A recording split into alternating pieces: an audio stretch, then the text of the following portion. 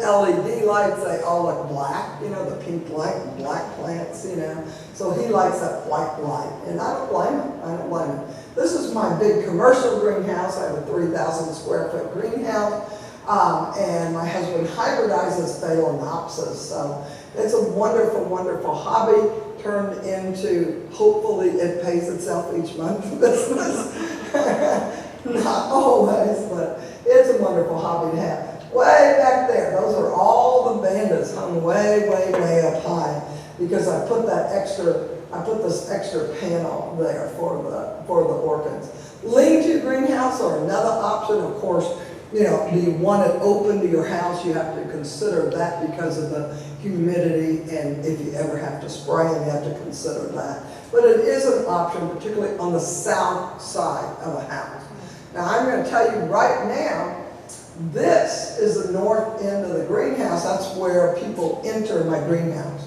And I have all these people come and take tours of my greenhouse in the spring when the orchids are in full bloom like this, and they get all excited when they enter the door. Now, does everybody understand every plant grows which direction? The foliage and the flower. They grow south. And so that's the north end, and they walk in and get all excited. I said, whoa, whoa, whoa, don't take a picture. I want you to walk all the way down to the wet wall and then turn around and take your pictures, you know. And they were like, oh my gosh, it's even prettier now. Because all the fronts of the flowers are facing south. And we had to do this because of the way the entrance into the property is. But it's absolutely gorgeous and very, very, very fragrant. Now, window greenhouses, Heather, my daughter's best friend's mother, wanted some sort of greenhouse, and her husband Howard kept saying, what about a window greenhouse, you know, and she thought that was great. And so what she does, this is in her kitchen, here's her kitchen table, and what she does is bring the plants into flower outside and then bring them in here and enjoy them. And that greenhouse holds that humidity real well, the flowers last a long time. This is me looking outside into that window greenhouse. I know several people who have bought those and are very, very, very pleased with them. So outdoors for the summer. This is Mickey Hooper's way of doing it. She's got 5 of these shelves outside. And look at that. She's got her phalaenopsis, you know, blooming. She's got cattleyas getting ready to bloom. Dendrobiums over here. She has a capability of doing this. And the reason why I decided one time, is that the next picture? This is Dr. Krishna's way of growing orchids. She has a sun porch, and what she does is she brings them all in for the winter into the sun porch, but she grows them all summer out here. And I was like, oh my gosh, she's a doctor, medical doctor, you know, and I'm going, how do you have time to grow that many orchids? And she said, well, come out here and I'll show you. She has a little spigot right over here, a garden spigot, you know, that you can turn on and water with, but she doesn't. She has a soaker hose up there on the top of her lap house. And so she gets up in the morning, takes her puppy dog out there, lets her puppy dog run around a little, and then she goes and makes the coffee, and she turns on that spigot and lets it drip, drip, drip, drip, drip everything, and then she turns it off before she leaves for work. That's how she waters her orchids. And I want you to know at the big city garden show every year, she won almost every blue ribbon in the orchid section for her cattleyas that she grows out there like that. Really, really, really something, you know. Another friend of mine, he liked that idea of putting a lap area in, so he worked all weekend building this, right? We came home from work Monday, look what his wife had done. His wife went and bought some outdoor furniture and put it in his orchid lap house. And he was like, wait a minute, I was going to put all my orchids out there. But anyway, I don't know who won that argument. I don't do domestic relationships, you know. This is a lap area I have, although I did put fiberglass up because of our hail problem. And so you can see it's not hugely full because that big giant live oak tree has most of the high light requiring orchids hanging from it. And then right before it freezes, I mean, sometimes down to, it's going to freeze in 3 hours. No, I'm teasing. I don't wait quite that. But all I do is staple gun plastic sheeting on the inside and the outside of those studs. You know, it just takes no time at all, and everything's in there, and I can put a small heater in there, and everything spends the winter in there. Everything for my ferns and my cycads and my orchids. Really, really nice. Under lights, what do we want to do? What kind of lights do we want? But the main thing is, what do we want the plants to look like under those lights? So my husband thought, well, we'll put some high-pressure sodium lights up because, you know, they last longer. They're more cost-effective. And, you know, you put those up and you look at everything and, wow, we need to fertilize. Everything has a yellow cast to it. And so we've got to decide what kind we want, but also the intensity of the light, and then the flange that you want over it. You want it to spread out a very, very wide area, because right underneath there will be your highest light. And then as the light disperses out by that flange, you know, by this, then the light gets less. So it's real easy to do this. Or do we want LED lights? And so here is a high intensity discharge light, so all the orchids show their true colors. But the LED light makes everything look black. Your green looks black underneath there. So, morning. It's contagious, right? Okay, so I started liking orchids back when I was a little kid. My father was in the service. We lived all over the world. But when we went to the Botanic Gardens, I saw these beautiful orchids. And didn't start getting to grow until I was about 19, when I finally settled down and quit going. So I started with a greenhouse like this. And then now I have a greenhouse like this. So contagious, yeah. Okay, collecting orchids. 10 or 12 orchids, a diverse orchids that bloom every season. So I want some orchids that are going to bloom in the middle of the winter. I want orchids that will bloom in the spring. I want orchids that will bloom in the summer. And I want orchids that will bloom in the fall. And so if you pay close attention, you know, to the blooming time of all the different ones that we can grow, with 10 or 12 orchids, you could make a beautiful display like this. So I got paths, I've got a cattleya, I've got my phalaenopsis, a beautiful display that I could make. As far as humidity goes, I like 50% or more. Actually, we're growing tropical orchids, most of us. And so it's really fun to make up a humidity tray, either with egg crating or gravel or what do you want. They don't want to sit in water. This is the floor of my greenhouse. I have 6 inches of gravel, and underneath that 6 inches of sand. And I have these misters that go on as they're run by a humidistat. And so it stays nice and humid in there, and helps me fight those spider mites and other plants that want to get in. As far as watering, this is what people don't understand. They read that thing about putting 3 ice cubes on it. I'm going, they're tropical plants. Why would they want ice on them? I don't know. But it's a way of not overwatering. But what I find is people don't sit it back down in the sink and let it drain. Sometimes when they put it in their basket or their pot, the decorative pot, they let it sit in water because they don't let it drain. And the water wicks up into the potting material and causes rotted roots.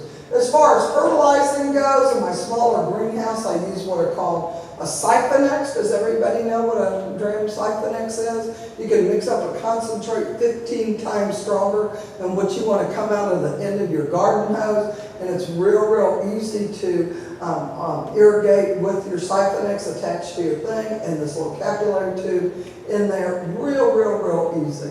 You can buy them on the web, or some of your larger garden centers will also carry them. Drams making them now, not hose on. As far as potting material, you sort of know how I feel about that after telling the story about the housekeeper at the science building. It doesn't matter so much what you pot them in, it's how you manage the water and the fertilizer.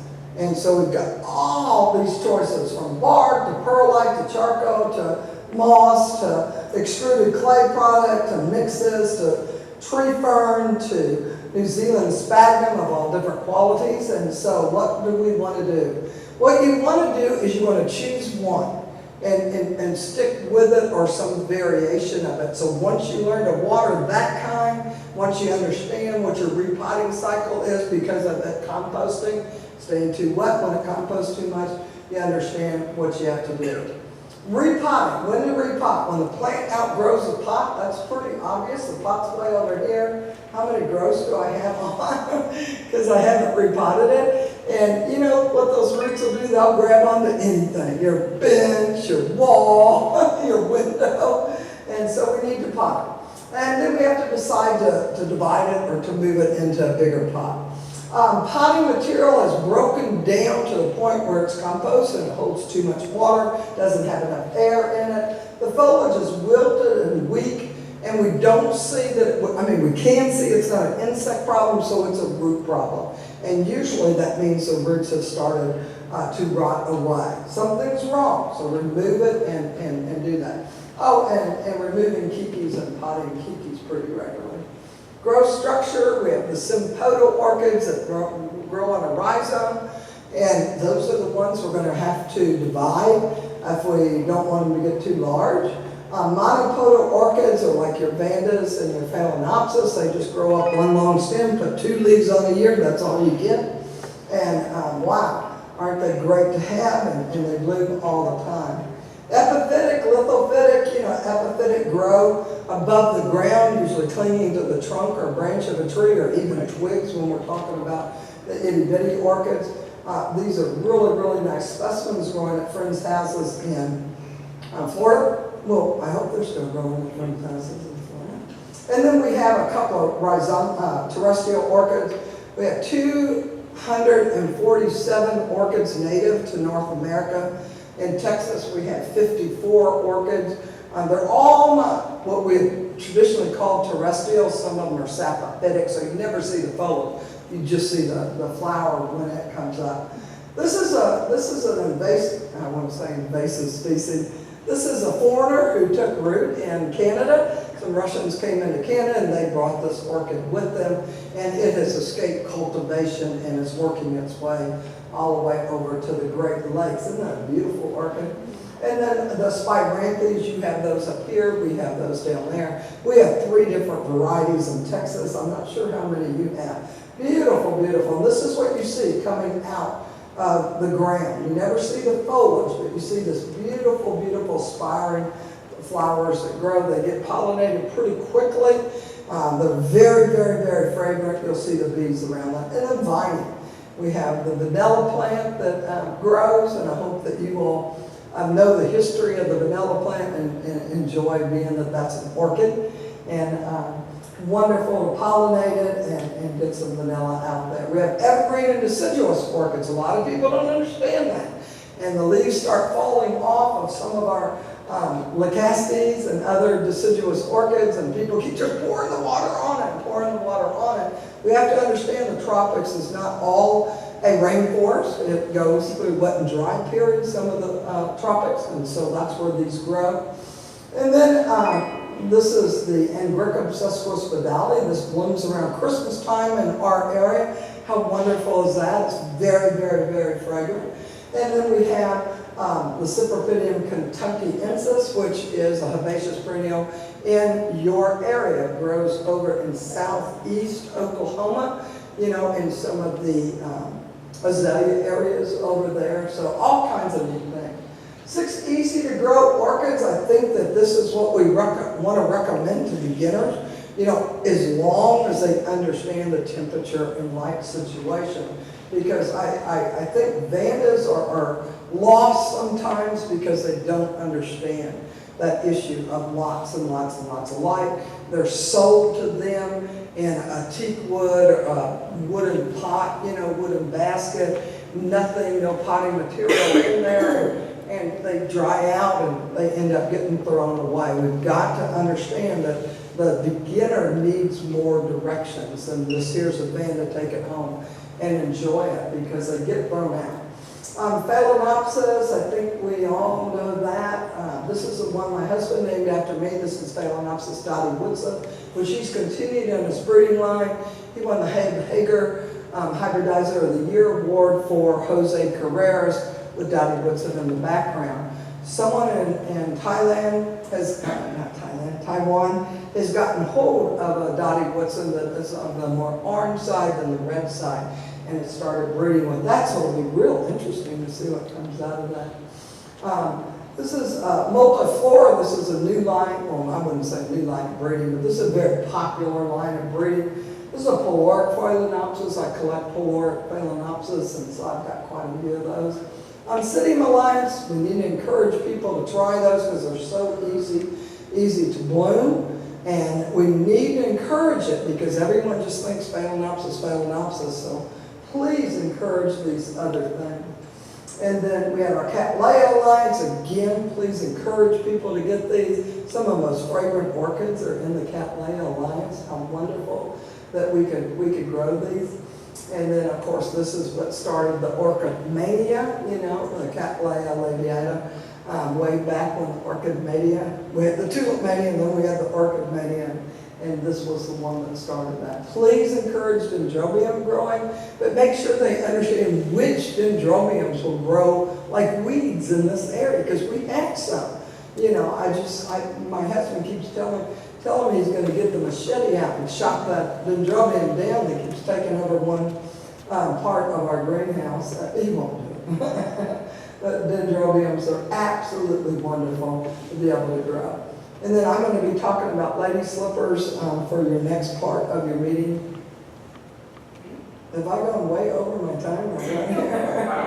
Okay, we're going to be talking about all the different kinds of lady slippers that we can grow. And how much fun is that? Okay, been there, done that, still won't grow. Still won't flower. And so this is what we're dealing with. This is what we're dealing with, not just for the beginner that buys it at the grocery store or the garden center. We have some orchid growers themselves that don't understand the limitations of their growing area and what orchids grow real easily here. So that's what we need to do that. And the best way is to talk to the other orchid growers and look at your show and tell table at your meeting. I'll move to another location in the greenhouse. Anybody heard of greenhouse mapping? And so what I do when I first try to diagnose what the problem is in a greenhouse, I buy lots of thermometers.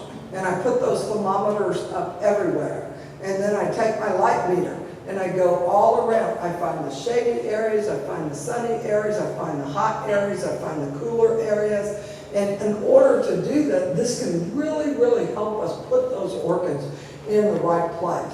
Move to a window that receives light for a longer period of time. That's usually going to be your south window.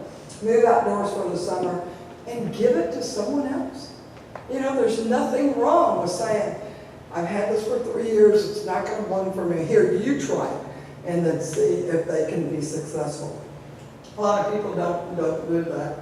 Odd and unusual, you know. Everyone knows the story of the Ingricum and Charles Darwin. If you don't, please look it up. It's a fascinating tale. Dracula vampire, you know, had this in bloom one time before one of our shows, and the Star Telegram sent a photographer out to take a picture of it, and they made it like the overview of the whole page of the article about the orchid show, front page of the garden section. It was really cool. Does anybody know how that got the Dracula name? Look it up. It's fascinating. It's fascinating. And so our bucket orchids, our tulip orchids, our beautiful, beautiful Miltonias that we can't grow very well. Odontoglossums, Phalaenopsis. So, show and tell tables. I absolutely love them. We give out ribbons. We put it in our newsletter. You know, it's a wonderful, wonderful thing to tell about how you grow it, what you're growing it in, you know, how you're watering and fertilizing it. This is my husband. This is our greenhouse in the background. So I appreciate your time and attention. This is my garden out there. This is where I usually make all my TV segments, but NBC wants me to come in the studio every Sunday morning. Anyway, We also have lots of water gardens where we grow water lilies in the Amazon line. We collect rainwater. Of course, this is an old picture. I need to get the big giant cistern in a picture. And so, you know, the orchid plant family is one of the largest plant families in the world. I know that Asteraceae botanists will argue with me about that, and let them. That's okay. But you can't grow one. There's always another one you can't grow. So think about that for a minute. Thank you very much for your time and attention.